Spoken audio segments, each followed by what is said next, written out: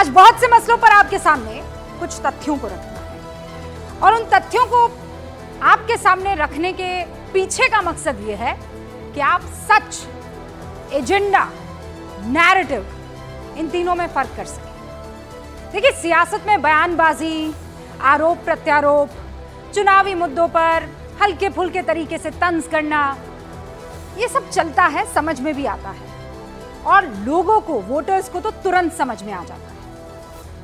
आप जो सियासी मुद्दे हैं उन पर तो हल्के फुल्के अंदाज में बातचीत कर सकते हैं, लेकिन जो गहन सामाजिक मुद्दे हैं उस पर आप कितनी मजबूत पकड़ रखते हैं आंकड़ों के लिहाज से, तथ्यात्मक तरीके से, वो आपको एक बड़ा लीडर बनाता है। हर नेता ऐसा करना चाहता है। चुनावी चाहे सरगर्मी हो या फिर राजनीतिक ये सियासत का माहौल, आलम यह हो गया है कि आरक्षण को लेकर आप याद कीजिए, अमित शाह जो बयान देते हैं उसको कैसे एआई का इस्तेमाल करके लोगों के बीच आसान शब्दों में ये बताने की कोशिश की जाती है, इनफैक्ट बताने नहीं, बरगलाने की कोशिश की जाती है कि अगर ये लोग आए तो संविधान को और आरक्षण को ये लोग खत्म कर देंगे। लेकिन जब चुनाव खत्म हो जाते हैं तब आप देखते हैं कि एक को सत्ता मिलती है और दूसरे को विपक्ष मिलता है, और विपक्ष में सत्ता पक्ष के निर्णयों की निगरानी करने की जिम्मेदारी मिलती है। फैक्ट्स की बात क्यों जरूरी है, आंकड़ों की बात जरूरी क्यों है?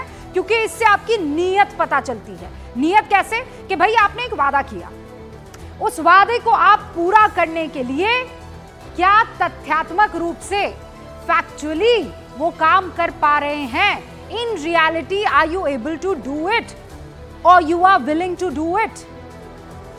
और इसके लिए नीयत की जरूरत होती है। भारत में चुनाव खत्म हुए 95 दिन बीत चुके हैं। केंद्र की सत्ता में इस वक्त बीजेपी है, विपक्ष भी मजबूत हो रहा है, सदन में मजबूती के साथ अपनी बातें रख रहा है, लेकिन मुद्दे वो आज भी, अभी भी चुनाव में जो इस्तेमाल किए गए थे उन्हीं को लेकर आ रहा है। उस मोड से वो बाहर नहीं निकला है। कौन? विपक्ष। राहुल गांधी लगातार बयानों के जरिए सरकार को कटघरे में खड़ा तो कर रहे हैं, लेकिन उनका जो एक मॉडल है वो कौन सा मॉडल है, हम अभी भी खोज रहे हैं। भाई, राहुल गांधी एक मॉडल की बात कर रहे हैं कि ऐसा राज्य होना चाहिए जहां पर बेरोजगारी ना हो, ऐसा राज्य होना चाहिए जहां पर आरक्षण हो, कि जातिगत जनगणना हो, कि महिलाओं की सुरक्षा हो, कि जो ये मेक इन इंडिया की पॉलिसी है वो हो, सब लागू हो जाना चाहिए, है ना? ये मॉडल है उनका।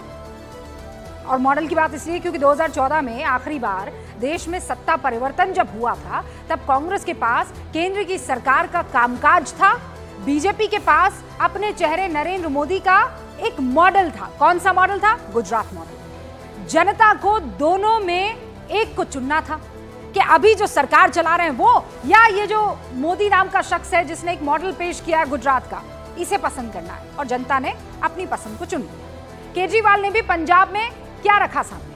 कांग्रेस सरकार के खिलाफ अपना दिल्ली मॉडल रखा। मॉडल था वो।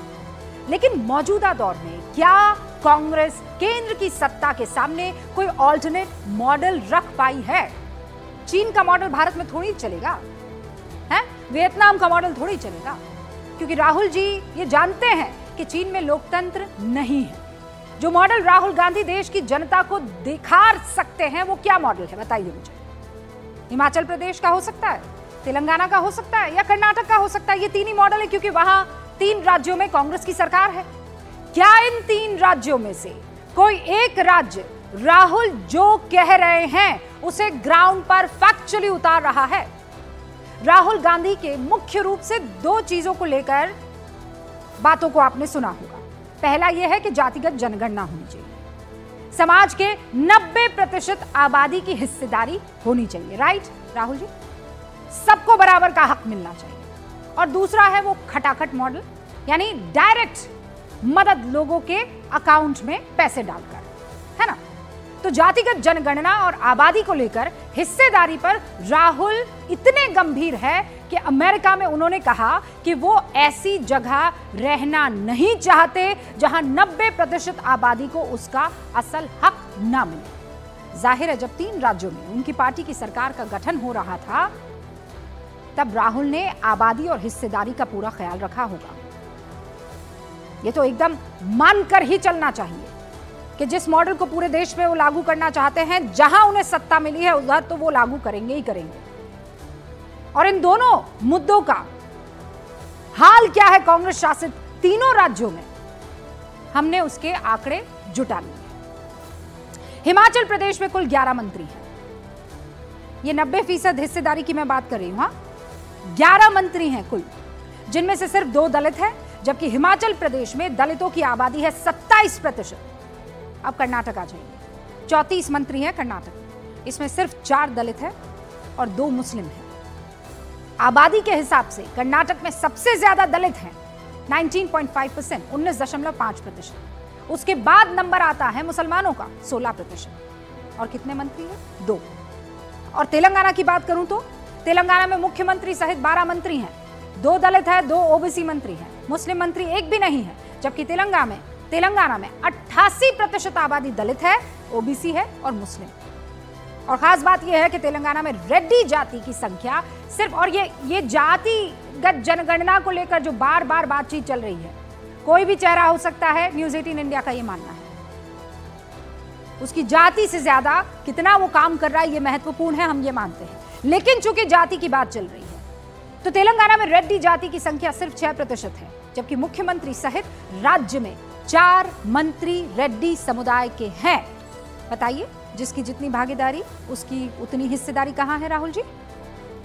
और एक और इंटरेस्टिंग बात, इनमें से 2 राज्यों में जातिगत सर्वेक्षण अभी तक नहीं हुआ, अभी तक नहीं। कर्नाटक में हुआ भी है तो आंकड़े जारी नहीं किए गए हैं। बताइए, यहां आपको किसने रोका है?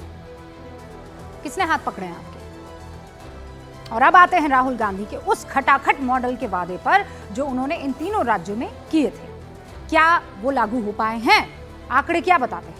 हिमाचल प्रदेश के चुनावों में राहुल गांधी ने सबसे बड़ा मुद्दा ओल्ड पेंशन स्कीम का उठाया था। जाहिर है राज्य में सरकारी नौकरी पर निर्भर लोगों की संख्या वहां पर ज्यादा है, तो इस मुद्दे ने असर दिखाया और कांग्रेस चुनाव जीत गई। सरकार बनते ही हिमाचल प्रदेश ने या हिमाचल सरकार ने इसको लागू भी कर दिया, इसमें कोई दो राय नहीं है। नवंबर 2023 में लोगों को पेंशन मिलने भी लगी। लेकिन अब हालत आप जानते हैं क्या है? महज 10 महीने बाद हिमाचल प्रदेश में हालात यह है कि सितंबर महीने की पहली तारीख को 2 लाख से ज्यादा कर्मचारी और 1.5 लाख पेंशनर को वेतन नहीं मिल पाया। वजह क्या है? राज्य की खराब आर्थिक हालत। राज्य का कर्ज प्रति व्यक्ति 1 लाख से ऊपर पहुंच गया है। हालांकि फजीहत के बाद राज्य सरकार ने 5 सितंबर को वेतन जारी भी कर दिया। तेलंगाना में आइए आप, चुनावों में कांग्रेस ने 6 गारंटी की बात की थी। इसमें सबसे बड़ा मुद्दा था महिलाओं को मुफ्त बस सेवा देंगे और हर महिला के एक अकाउंट में 2500 रुपए दिए जाएंगे, यानी हर एक महिला को 2500 रुपए मिलेंगे। महिलाओं के मुफ्त बस सेवा महालक्ष्मी योजना लागू कर भी दी गई। लेकिन इससे तेलंगाना परिवहन निगम जो पहले से 1986 करोड़ के घाटे में था, उसे पूरा करने के लिए सरकार को बजट से 4206 करोड़ रुपए देने पड़े। और इसकी वजह से राज्य सरकार अभी तक महिलाओं को 2500 रुपए अकाउंट में भेजने की योजना लागू कर नहीं पाई है, क्योंकि यहाँ पैसा वहां लगा, वहां पैसा वहां लगा। कर्नाटक में कांग्रेस के सत्ता में आए 1 साल पूरे हो गए हैं, यानी 20% कार्यकाल सर पूरा हो चुका है। लेकिन NGO citizens voluntary initiative for the city के मुताबिक कर्नाटक सरकार सिर्फ 3% वादे पूरे कर पाई है। अब कर्नाटक सरकार वादे पूरे करने में क्यों सक्षम नहीं है, उसका ये प्रूफ लेकर आई, ये लेटर। यानी जिनकी आप हिस्सेदारी की बात कर रहे हैं, उनके ही हक के पैसे डाइवर्ट किए जा रहे हैं। I read that line for you sir. Suo motu cognizance has been taken by National Commission for Scheduled Caste on a news item appeared in Hindustan Times dated 9/7/2024 under caption "Row after Karnataka government diverts SC/ST funds to welfare schemes as enclosed." The Karnataka government decided to utilize funds allocated under the Karnataka Scheduled Caste sub-plan and tribal sub-plan for implementing 5 guarantee schemes. The government of Karnataka has taken decision to divert 14,730 crore रुपए जो है वो SC, SP और TSP allocation to guarantee schemes.